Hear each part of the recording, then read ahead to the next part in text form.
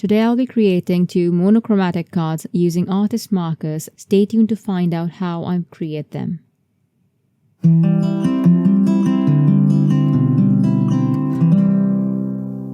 So this is the first card that we'll be creating. This is artist markers on vellum. It is absolutely beautiful and very easy to create. So let's just begin. I'll be using the Happy Petals outline stamp set and the coordinating die with it. I will prep my vellum using anti-static powder. Then I will stamp the image in embossing ink and pour over platinum embossing powder. Then I will heat set this. Now that the images are ready, I'm going to flip the vellum and color on the back side. As you can see, this is the front side and this is the back side. I'll just place a plain white paper beneath my vellum piece so that you can see the images clearly. I will be using the shades of purple artist alcohol markers to color behind the vellum. This is going to be a quick and easy process. For every bit that I color here, I will be using 2 shades of color. So 2 shades of markers for the leaves, 2 different shades for the flower, and 2 different for the other one, and so on. You don't necessarily have to do this. You can just use any 2 dark and mid-tone or a dark or a light marker. But I wanted to show variation among my bouquet of flowers. So once you flip it over. So some elements will appear light, some dark, and some of a different tone. For my leaves, I'm using the Midnight Violet, which is the darkest color. I want my leaves to be very dark, so I'm going to use the Midnight Violet and the Deep Iris on this one. Also, this is very easy, as I mentioned earlier. All you need to do is just try to stay within the lines, and that's it. For this flower, I'm using the Lavender Fields and Deep Iris. Deep Iris being the darker than the Lavender Fields, of course. And I am just going to apply a stroke of Deep Iris and then blend it using the Lavender Fields. So I'll be keeping this very light, and then the only part that's dark is going to be along inside edge that's closer to the flower center. I will color all the petals in the same way. If you want to add more depth, all you need to do is add more of the Deep Iris. You can make the stroke broader. You will notice that wherever there is a bit of an overlap, I will add a broader stroke. So now I am just going to flip over the image and show you how it looks. And I absolutely love the look of this. It is looking beautiful. Look at all that shading. And we have used only 2 markers. And this is vellum. You know how artist markers or alcohol markers in general work on vellum. But this looks beautiful. But if you do want to add more depth to this, you can definitely go ahead and add more of Deep Iris in the center over there, or maybe somewhere closer to the flower center, the base of the petals, that is. Compared to the flower, my leaves are not as dark as I liked them to be. So what I did is I just went back in and applied more of that Midnight Violet pigment. And you can see right away that it did make a lot of difference. For the ranunculus type of flower, the last one, I'm going to go for the darkest marker that we have, the Midnight Violet, and blend this out with the lightest marker that we have, that is Soft Lilac. So this will give us a pinky type of color. It's going to be a little bit of magenta. It's not going to be very purplish. So this is going to create a little bit of difference between the 2 flowers. Again, I'm going to color all the petals in the same way. Apply the dark pigment as a stroke and then blend it out with a light one. I'm not really worried about blending this because, as you have seen, we do need that dark stroke to show the depth. So I'm just going to quickly color this, and because I need more of that image, I will go ahead and color the other piece too, so that I can cut it out and place it strategically to form my border at the lower edge of my panel. On a light purple cardstock, I'm going to apply Lavender Fields Crisp Dye Ink starting from the lower edge, and I'm going to extend this on the right side a little bit more because my vines are a lot more on the right side than on the left. So this is just to add a little bit of depth, but this is going to be very light as compared to the second card that I will work on, because this is vellum and our flowers are very light. Here you will see me using double-sided adhesive sheet to adhere my vellum pieces. The double-sided adhesive sheet by Altenew is absolutely fantabulous in adhering any vellum pieces because it doesn't show through. What you can do is directly die cut using the coordinating die out of the double-sided adhesive sheet. I didn't do that because I didn't want my flowers to be stuck to the cardstock. So I just applied them in the center portion and along the edges. I didn't apply a lot of adhesive, but this was secure enough. I noticed that I needed a little bit more inking at the lower edge. So I'm using the Deep Iris Crisp Dye ink and I'm just going to apply a little bit on that edge that is going to be visible.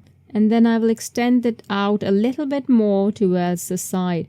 Once I'm happy with the look, I am going to add splatters to this. And first, I'm going to be adding a lot of metallic splatters because this is a very pretty sparkly card with platinum embossing. So I will mix a bit of the sterling silver, the white pigment, with a bit of that purple pigment. I believe this is amethyst, and the one that is on the left, the plum kind of pigment. I'm sorry, I don't remember the name. I'm going to create my own custom metallic watercolor shade and then add splatters of that to the card panel. Next, I will also add very fine black paint splatters. The reason I'm adding black paint splatters is because first, I love them, and second is because of the sentiment that I'll be adding. And it does need a little bit of the boldness of black.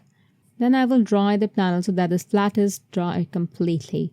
Then I will remove the backing of my adhesive sheets that is behind the die cuts, and then I will adhere them onto the card front.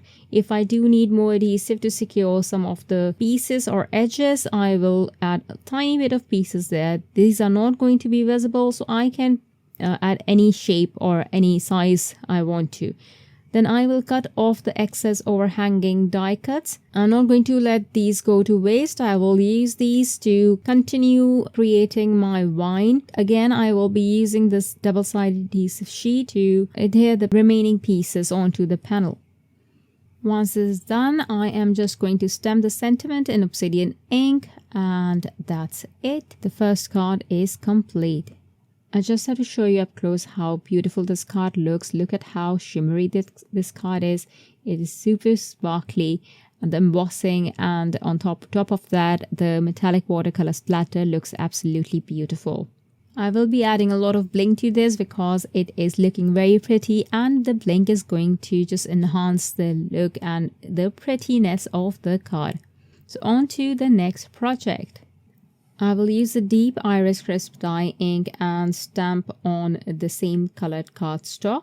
I'm using a stamp positioner to stamp the image because I will be stamping over this image again in embossing ink, embossing it with platinum embossing powder. So once I have colored the image, that's the next step that I will do.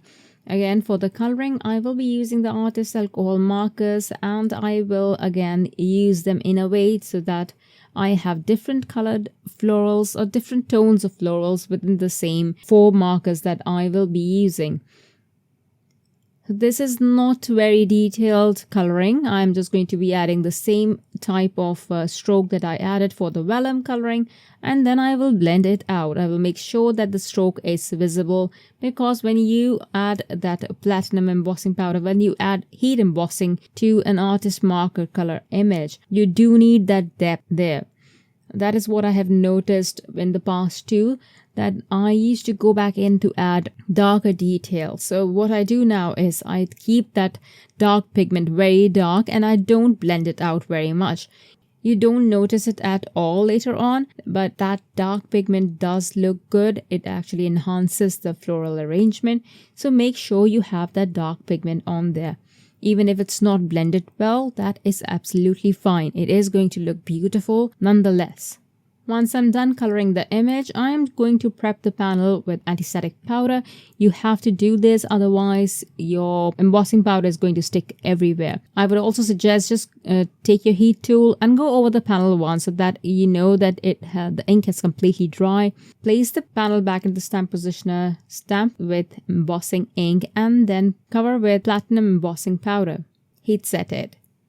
Then I will use the coordinating die to die cut it. So for the panel, I'm going to start applying ink from the bottom left portion towards the top right portion. And this is going to be an ombre inking. I will start by applying the lightest color, which is the lavender fields. I don't even need this, but this will help in seamless blending. Then I will add deep iris, and the last color to add is Midnight Violet. This is from the Shades of Purple family, but then I really needed that depth, and I thought instead of adding another purple color from some other family, I would use the Jet Black Pigment Ink and add a bit of it to the bottom left corner. It will add a little bit of depth and also add a little bit drama to the background. Once I'm happy with the inking, I will add the same splatters that I added for the first card. Once the splatters are dry, I will adhere the image onto the panel with foam tape. And then for the sentiment, I'm just going to stamp the sentiment onto the same color cardstock. Then I'm going to heat emboss this in crystal clear embossing powder, which I completely missed to add over here. And then I'm going to just draw an outline around the word believe so that I can fussy cut it out. Because I didn't like the plain cardstock, I added a little bit of inking at the bottom edge of the sentiment. I will pop this with foam tape, and then I will add another additional sentiment that will be heat embossed on black cardstock. And then I will add some shiny, shimmery pearls to this card, and again, this one looks as beautiful as the first one, maybe even a little bit more because of the depth that I have been able to achieve in this, especially by adding that black. Maybe I could have added a little bit more, but I do like how these cards turned out using the same supplies, more or less, just changing the cardstock and vellum. It changed the whole look. One is a more dramatic card and one is a soft looking elegant card. I hope you enjoyed the video.